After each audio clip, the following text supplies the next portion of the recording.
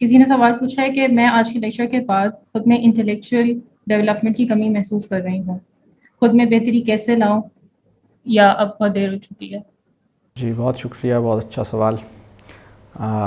نہیں، دیر کبھی نہیں ہوتی، اور جب تک ہماری سانس ہے ہمارے پاس مہلت عمل ہے اور ہم کر سکتے ہیں الحمدللہ۔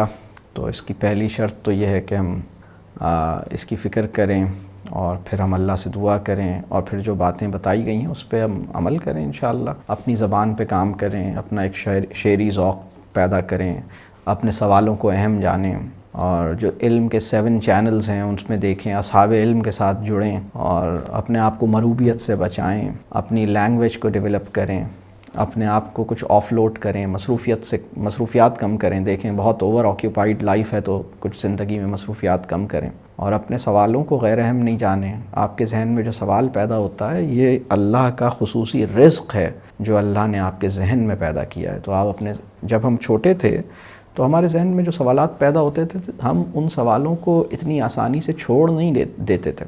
ہر بچہ ایسا ہی ہوتا ہے، لیکن پھر جب بڑے ہوتے ہیں تو ہم اپنے سوالوں کی بڑی ناقدری کرتے ہیں۔ تو رزق کی ناقدری بڑی خراب بات ہے۔ تو سوال کی ناقدری ایسی ہے جیسے رزق کی ناقدری۔ اپنے سوالوں کو کہیں نوٹ ڈاؤن کریں، ان پہ سوچیں، اور کسی اچھے قابل اہل علم با کردار انسان کے ساتھ جڑیں، مطلب اصحاب علم کے ساتھ تعلق بنائیں۔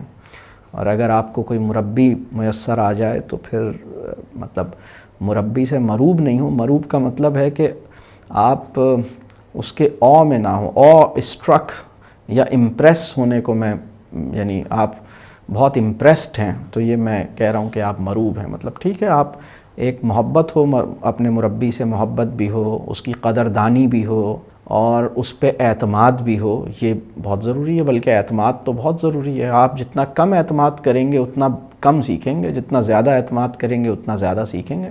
آپ کو یہ بات سمجھ آئے کہ ہاں بعض چیزوں کی حکمتیں مجھ پر نہیں واضح ہو پائیں گی ابھی، فوراً وقت لگے گا۔ میں جو بات بتائی جا رہی ہے چونکہ اس کی حکمت مجھ سے زیادہ ہے تو میں اس کو مطلب بعض لوگ اپنے مربی کو اپنی ٹرمز پہ انگیج کرتے ہیں، تو یہ حالانکہ مربی سے مربی کی ٹرمز پر انگیج ہوا جاتا ہے۔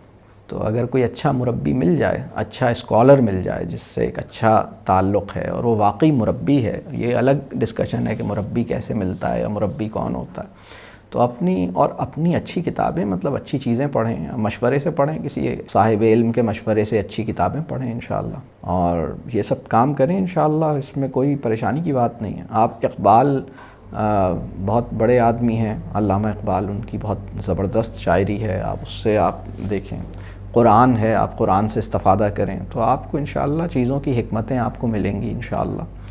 تو اپنے اوپر کام کریں انشاءاللہ، یہ اتنا مسئلہ نہیں ہے۔ مطلب ایسا نہیں ہے کہ اگر ابھی علم کی کوئی کمی محسوس ہوتی ہے یا شعور کی یا انٹلیکچوئل ڈیولپمنٹ کی کمی محسوس ہوتی ہے تو یہ وقتی طور پر انشاءاللہ ٹھیک ہو جائے گی، لیکن اگر اس پہ فوکس کریں گے، سوچنا، غور و فکر کرنا شروع کریں، لکھنا شروع کریں۔ لکھنا بہت اہم کام ہے، آپ لکھنا شروع کیجئے۔ ہمارے کورس میں جو لوگ آتے ہیں انہیں پتہ ہے کہ کتنا بڑا احسان ہے جو یہ لوگ اپنے ساتھ کرتے ہیں لکھنے کے نتیجے میں۔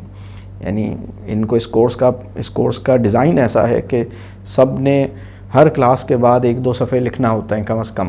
تو 50 کلاسوں میں کوئی 150 صفحے، بعض لوگ اس سے بھی زیادہ، وہ 5-5 10-10 صفحے بھی لکھتے ہیں، تو 50 کلاسوں میں 500 صفحے لکھ لیتے ہیں، ایسا بھی ہوتا ہے۔